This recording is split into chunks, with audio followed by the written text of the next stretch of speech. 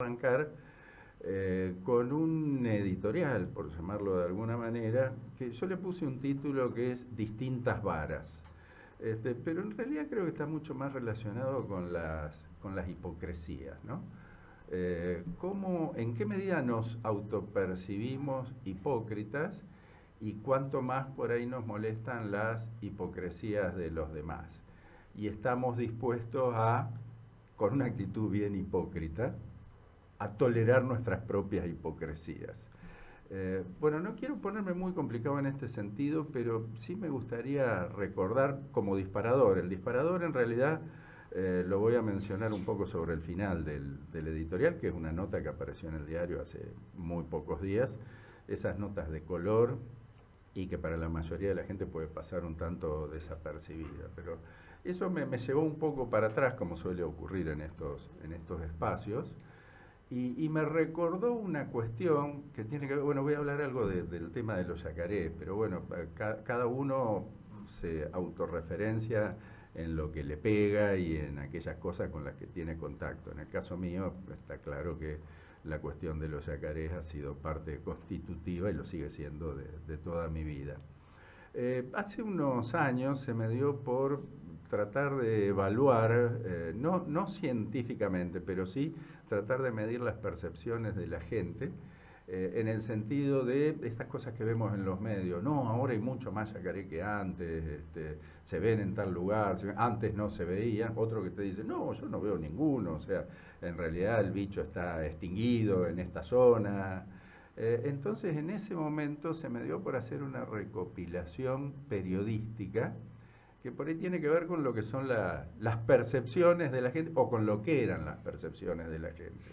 Y periodística incluye relatos de viajeros del siglo XVIII, los viajes de los naturalistas, relatos de viajeros del siglo XIX y ver cómo percibían a estos bichos. O sea, si era normal, todo acá referenciado a los alrededores de Santa Fe. Así también recabé un montón de pecados del tío Alejandro, que son cosas que me habían marcado desde muy chico. Adorable el tío, pero un gran depredador de todo, incluidos también los yacarés.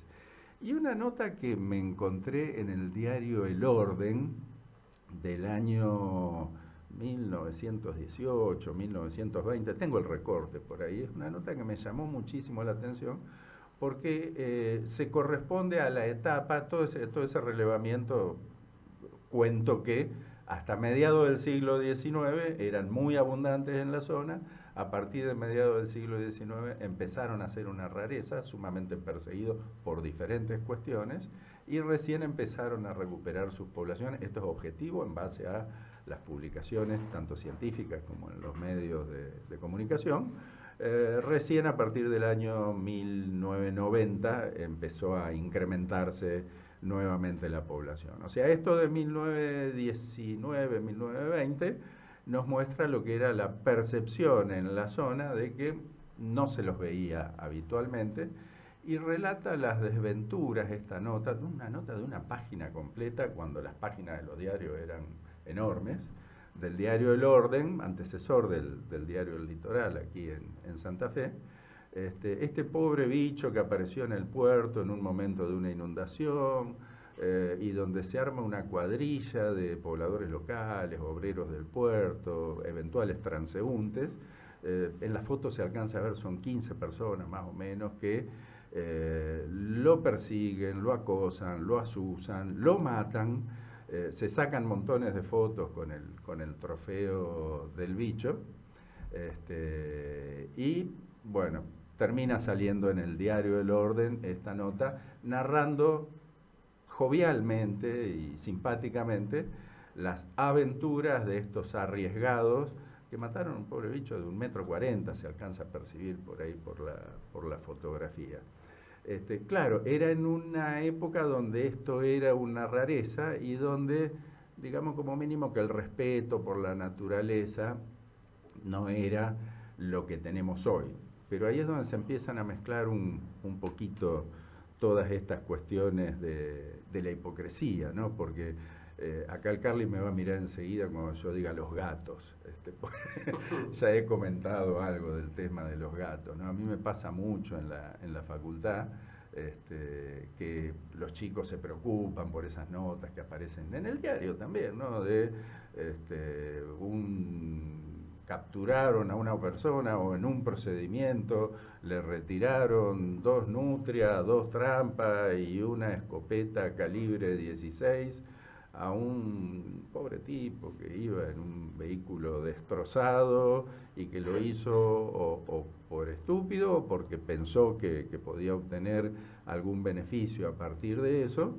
Entonces viene la estigmatización del que lo hace, reitero, por falta de conocimiento o por tratar de conseguir algo porque su situación obviamente no es la mejor. Pero al mismo tiempo nos encontramos con que del grupo de alumnos que tengo que están escuchando la clase, siempre se da que aproximadamente 1/3 tiene gatos. Acá hay gente en la mesa, obviamente, que tiene gatos y que los tiene en algunos casos bien cuidados y en otros casos no tanto.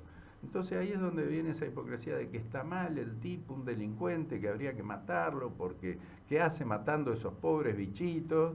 Y resulta que en casa tenemos un gato que sale todos los días y que creo que algo ya comenté en algún editorial anterior, te vuelve con la plumita en la boca, ¿viste? Y te trae el pajarito de regalo, a veces una exótica, como puede ser un gorrión, pero muchas veces un cardenal, que es una especie nativa, y tenemos absolutamente evaluado, no solo acá en Argentina, sino en todo el mundo, haciendo extrapolaciones, hoy podemos decir que en Argentina los gatos domésticos mal cuidados consumen matan alrededor de 1.200 millones de ítems de fauna por año. 1.200 millones. No son las 2 nutrias del tipo que agarró Gendarmería, sino que son 1.200 millones de bichos. Reitero, algunos son ratas, son otras especies exóticas, pero hay muchísimas especies que están en una muy delicada situación y a las cuales los gatos le pueden poner el certificado final de defunción en este sentido. Y hay países que son un poquito más hipócritas que los otros. Nosotros nos caracterizamos por ciertos niveles un tanto elevados en ese sentido, porque tengo los amigos australianos que cuando vienen de visita por acá ven perros en la calle y dicen, pero ¿y qué hacen esos perros? No, o en la facultad que ven que los perros, y uno le pregunta, ¿y ustedes qué hacen? No, los sacrificamos, o sea, los bichos se sacrifican, porque se entiende que hay un bien mayor que es la supervivencia de las especies nativas y no la proliferación de especies domésticas. Aclaremos, ¿eso es maldad? No, la maldad es la de quienes los liberaron, los dejaron a la buena de, no voy a decir de Dios, sino a la buena de la gente, que no siempre es tan buena. Entonces nos vemos ahí con un poco otra vez con ese tipo de hipocresías que mencionaba antes. Alguno por ahí se acordará de Pancho, el carpincho, que fue noticia, no me acuerdo si fue entrando o saliendo de la pandemia, donde hubo un operativo policial que fueron a secuestrar el carpincho que tenía una persona o una familia en un barrio de acá de Santa Fe. Tampoco recuerdo muy bien cuál era el barrio. Obviamente, si nos atenemos a lo que es la legislación provincial, eso es tráfico y tenencia de fauna, está protegido por leyes nacionales y leyes provinciales. Bueno, en definitiva, con esa hipocresía tan natural y a veces masiva que se genera, hubo una especie de pueblada para evitar que las fuerzas de seguridad se lleven el carpincho, que era teóricamente la mascota de toda la zona. Ni me acuerdo cómo salió la provincia y la policía de ese entuerto. Finalmente, creo que unos meses después, apareció muerto el pobre carpincho, que nunca debería haber estado ahí, que debería haber sido retirado por las fuerzas de seguridad, trasladado a un centro, por caso la Granja La Esmeralda, si era posible su rehabilitación, rehabilitarlo y generar la liberación. Pero esto fue un hecho absolutamente infrecuente. No, esto pasa a cada rato. También me acuerdo que hubo una nota en una verdulería, frutería que está cerca de casa, donde fueron a secuestrarle, tenía un loro y 2 cardenales amarillos. las dos especies protegidas en clara contravención a la normativa. En algunos casos, el cardenal amarillo, en esa época todavía no era monumento provincial, ahora lo es, pero dentro del marco de la 22.421 puede implicar prisión, que es la ley nacional de protección de la fauna. Nunca se aplica, pero por el texto de la ley puede implicar una prisión para el que lo haga. Otra pueblada, el barrio movilizándose, el verdulero explicando que lo tenía desde hace mucho, que él lo cuidaba, que entonces otra vez terminan apareciendo estas hipocresías que a veces son pequeñas y a veces son realmente enormes, como volvamos a los carpinchos. Los carpinchos de Nordelta, la gran movida que por un lado era convertir en simpáticos animalitos y eventuales mascotas a estos bichos, pero por otro lado era la gente de Nordelta quejándose porque los carpinchos le comían el pasto, les afectaban no sé qué cuestiones, y el tema era: los carpinchos se metieron en Nordelta. No, Nordelta se metió donde viven los carpinchos. Esa es la parte que no entendemos. Y cuando uno dice estas cosas, que es tan clara y que se entiende, la gente dice: bueno, sí, pero no, tampoco nos pongamos en esa, porque ¿cómo vamos a avanzar para ese lado? Ahora sí, vamos a la nota que tanto me llamó la atención en estos días y que seguramente ha pasado desapercibida para la mayoría de la gente. Tiene que ver, la tengo por ahí porque es bastante divertido el relato, incluso el título es absolutamente heroico. Creo que es en la zona de Colonia Teresa, en San Javier. Dos arriesgados pescadores capturaron una raya de más de 150 kilos. Y todo el relato con nombre y apellido. Si quieren, vayan al vespertino local y vean, porque está el nombre y el apellido de esos dos pescadores que describen cómo, en definitiva, arriesgaron su vida, porque fue, acá me mira el Carly, que es gran pescador también, y seguramente gran hipócrita, como todos nosotros en ese sentido. Bueno, explicando el larguísimo proceso de alrededor de 6 horas, tuvieron que parar un par de horas para descansar mientras dejaban agonizando al bicho en ese lugar. Está bien, la pesca ocurre, es un hecho. Si se trata de pesca deportiva, uno no sabe si va a picar una raya o va a picar un surubí. Toda esa parte es comprensible. Si soy un pescador de subsistencia o un pescador comercial, también está claro que yo no sé en el espinel qué bicho voy a agarrar o qué bicho me va a caer en la malla. El dato taxativamente explicitado en la nota es que estos son dos pescadores aficionados, estoy casi seguro que no tienen ni siquiera la licencia de pesca recreativa, explicando que ellos no son profesionales y que salieron a recorrer su espinel taxativamente prohibido por la ley provincial. El espinel solo es para pescadores comerciales.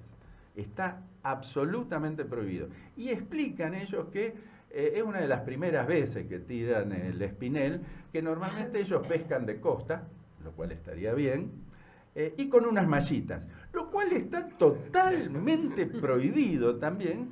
Lo raro de esto es que mientras en el diario, cualquier diario, no, por caso, mi gran respeto al diario del Litoral Local, pero cuando en el diario sale una noticia que tiene que ver con un pobre tipo con un cianditel atado con alambre, que no puede ni cerrar la tapa del baúl, te lo presentan como el gran operativo que se capturó a un inescrupuloso cazador. Y en este caso, también hay que decirlo, cuando las noticias provienen habitualmente de los corresponsales regionales, vienen con este relato heroico de qué es lo que ocurrió y cómo se hizo y cómo se llevó adelante, que por ahí a veces yo pienso, ¿lo hacen para armar quilombo o lo hacen sin saber el impacto que esto va a tener? Porque uno puede entrar, algo que no me gusta, porque saben que los correos de lectores en general en los diarios no me simpatizan mucho, sobre todo porque ningún nombre no voy a generalizar, no voy a cometer el mismo error. Prácticamente ninguno de los nombres ahí son ciertos, son gente, digamos, protegiéndose en un supuesto anonimato, con nombres absolutamente ridículos y que, no sé, se compran una vida en este sentido, insultando y aplicando epítetos de todo tipo en cuestiones de las que no tienen el menor conocimiento. Pero lo cierto es que esto generó un impacto muy grande en los correos de lectores, criticándolo por asesinos, por esto y lo otro, y siempre aparece el salame ahí que, no, las milanesas son exquisitas, comete una milanesa y dejate de joder, no critique a esta gente, que vos sabés lo que duele un chuzazo de una raya, han hecho un bien. Bueno, son todas esas pequeñas y grandes hipocresías que hacen que cada vez sea más difícil lograr comunicar una idea que tenga que ver con la conservación. Porque ¿cuál es el tema acá?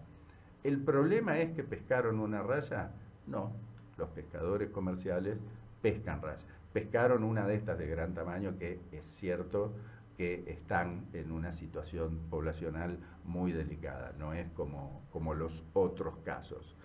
Ahora ¿cómo se logra que no ocurra lo que pasó hace unos años también con una inundación, otra vez en el vespertino, en el suplemento campo? Me acuerdo que estábamos trabajando en el tema de comunicando la conservación de los yacarés, el uso sustentable, cómo se recuperaban las poblaciones, y había habido un operativo para sacar las vacas de la isla, lo cual ocurre habitualmente, y en el suplemento campo estaba muy taxativamente explicado cómo los muchachos matizaron el trabajo para extraer la hacienda de la isla, matando unos yacarés para comerse un delicioso manjar con las colas de los yacarés, que obviamente está total y absolutamente prohibido. Me acuerdo que hubo un gran ofendimiento, porque yo en esa época también estaba en la radio, estábamos en la láser, en LT9, y hice algunos comentarios y el cronista se ofendió muchísimo con la misma actitud. Pero uno yacaré nomás. Entonces, la cuestión es hasta dónde estamos dispuestos a tolerar no las hipocresías de los demás, sino las nuestras. Arrancamos por el programa.